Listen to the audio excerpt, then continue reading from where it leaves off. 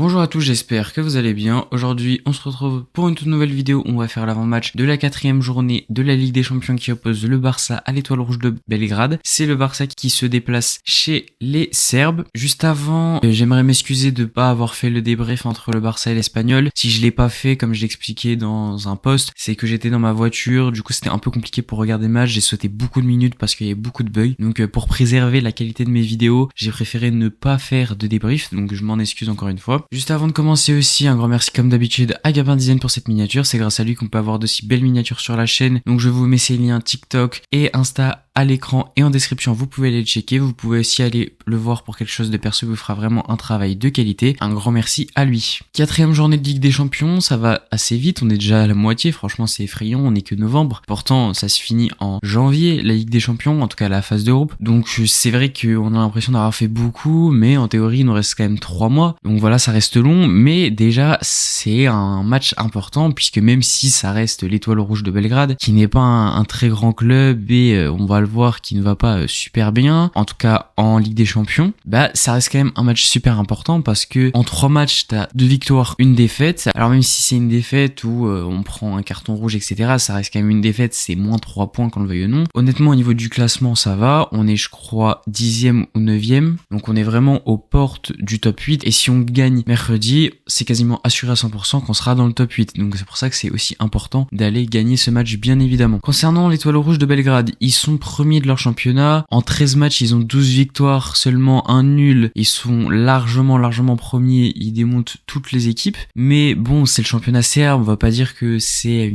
un très grand niveau, donc pour nous ce qui nous intéresse un peu plus c'est la Ligue des Champions, et en Ligue des Champions on voit réellement le niveau de cette équipe qui si je puis dire est assez faible, parce que quand on voit 3 matchs, 0 victoire, bon je pense que ça parle d'eux-mêmes. 5-1 pris contre Monaco sur la 3e journée, 4-0 contre l'Inter sur la seconde, et 2-1 sur la première journée contre Benfica, alors qu'ils étaient à domicile face à un Benfica qui à ce moment-là n'allait pas très bien et venait de virer son coach. Donc on voit clairement qu'en championnat ils sont largement au-dessus. De toute façon chaque année l'Étoile Rouge de Belgrade est en Ligue des Champions parce que ils survolent leur championnat, ils sont 6 fois supérieurs, mais en Ligue des Champions comme chaque année on le voit, ils sont pas du tout le niveau, ils ont beaucoup de mal, ils vont peut-être prendre une victoire maximum mais n'iront pas chercher plus. Voilà, il y a pas grand chose à dire. Moi ce qui m'inquiète le plus dans cette équipe, c'est pas l'équipe en elle-même, c'est plutôt le stade, l'ambiance, les supporters. On connaît les équipes d'Europe de l'Est ont des stades assez chauds, la Pologne, la Grèce, la Serbie, etc. Tous les pays de l'Europe de l'Est ont vraiment des stades assez bouillants, assez chauds, qui mettent beaucoup d'ambiance. On voit il y a énormément de vidéos, de photos qui tournent avec des ambiances juste magnifiques qu'on rêverait d'avoir en Europe de l'Ouest. Donc ça, on va dire que ça va être le plus chaud pour nous. Après, on est quand même habitué aux ambiances. Je pense qu'on a quand même joué dans des stades assez compliqués, que ça soit cette année le Real, c'est très compliqué, Girona, bien sûr c'est compliqué, Villarreal. Bref, on a joué des matchs compliqués et bien évidemment all time, je ne parle même pas des matchs qu'on a fait dans des déplacements Bayern Munich, Liverpool, PSG, enfin vraiment des matchs très compliqués et également à l'extérieur. Donc certes, ça reste un déplacement compliqué avec une ambiance très compliquée, ils vont tout de suite nous siffler dès la première seconde, etc. Donc voilà, c'est quelque chose qu'on sait, on doit pas forcément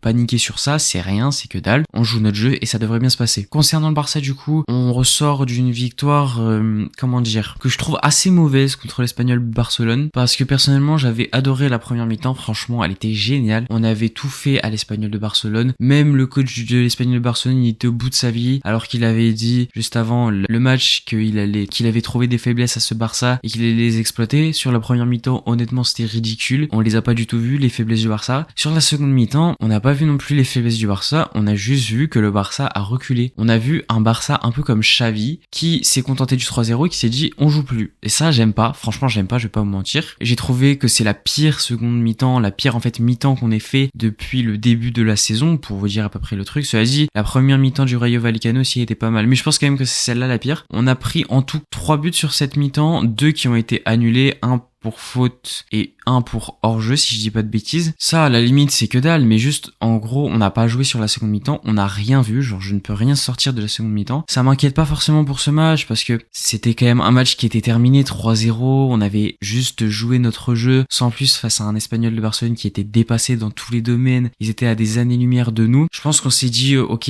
on va avoir la Ligue des Champions dans 3 jours, on assure, ok, je veux bien l'accepter, on peut pas tout le temps faire des matchs 90 minutes minutes parfaites comme on l'a fait face au Real, face au Bayern, etc. Enfin quasiment 90 minutes. D'accord, j'accepte. Mais par contre, contre l'Étoile Rouge de Belgrade, faut leur mettre un score, faut jamais s'arrêter. C'est-à-dire que si on a 5-0 et qu'il y a moyen de mettre 6-7, on met 7-0. Le goal average en Ligue des Champions sera déterminant. Ça peut nous faire gagner 1 voire 2 places, je pense, très clairement. Et c'est un truc qui va beaucoup compter. Donc, faudra surtout pas s'arrêter parce que sinon, on va s'en mordre probablement les doigts à la fin de la phase de groupe. Sinon, honnêtement, je pense qu'il n'y a pas grand chose à dire de plus sur le Barça. Voilà, on sait qu'on est supérieur. Ça, c'est clair et net. On devrait s'imposer assez facilement. C'est une équipe qui, à part son public, n'a pas grand chose pour elle, qui est largement inférieure dans tous les domaines, qui prend énormément de buts en Ligue des Champions. Ils en ont pris un total de 11 en 3 journées. Quand on sait que nous, on en met 18 chaque match, ça va être un carnage. Et en plus, ils n'en mettent pas beaucoup. Ils en ont mis un depuis le début de la Ligue des Champions sur 3 matchs. Franchement, ça devrait vraiment passer large. Et du coup, on va directement passer au 11 idéal avec, vous allez voir, quelques petites rotations. Au goal, je pars sur Szczęsny. Oui, ce que j'ai vu de Peña m'a énormément plu. Il a confirmé ce que je pensais de lui face au Real. Donc pour moi, il reste. Mais face à l'Étoile Rouge de Belgrade, qui était un adversaire plus faible, j'ai quand même envie de lancer Szczęsny pour voir ce qu'il vaut. En défense, on part sur la défense classico-classique. Koundé, Inigo Martinez, Kobarsi, Baldé. Là, on change rien. Juste Koundé qui revient dans le 11 après s'être bien reposé. Face à l'Espagnol, c'était ce qu'il fallait pour lui. Maintenant, il peut revenir dans le 11. Au milieu, là, vous allez voir, ça va être différent puisqu'on garde le en numéro 10. Mais par contre, je mets 2 numéros 8 avec la présence de Gavi et de Frenkie de Jong. On l'a vu que Frenkie de Jong, il est rentré, il a joué 30 minutes. Franchement, il a pas apporté grand chose parce que pour lui, c'est dit, le match il est fini. Donc là, on va le mettre titulaire face à l'Étoile Rouge et Gavi titulaire aussi, je pense que ça peut le faire. Sinon, on peut mettre Pedri, je pense, Casado, peu importe. Et enfin, en attaque, on laisse Lamine Yamal à droite et Lewandowski en buteur et je mettrai juste Ansu Fati à gauche pour faire du coup reposer Rafinha, il en a un peu besoin quand même. Voilà, on a vu quelques rotations, il y a vraiment en théorie que 2 rotations, c'est celle de Szczęsny et à gauche 2 Ansu Fati, mais en théorie je considère pas que Frenkie de Jong et Gavi soient des rotations tellement le niveau des joueurs est stratosphérique. En théorie il y a 4 rotations, en réalité il y en a que 2. Je pense que c'est un 11 largement au-dessus de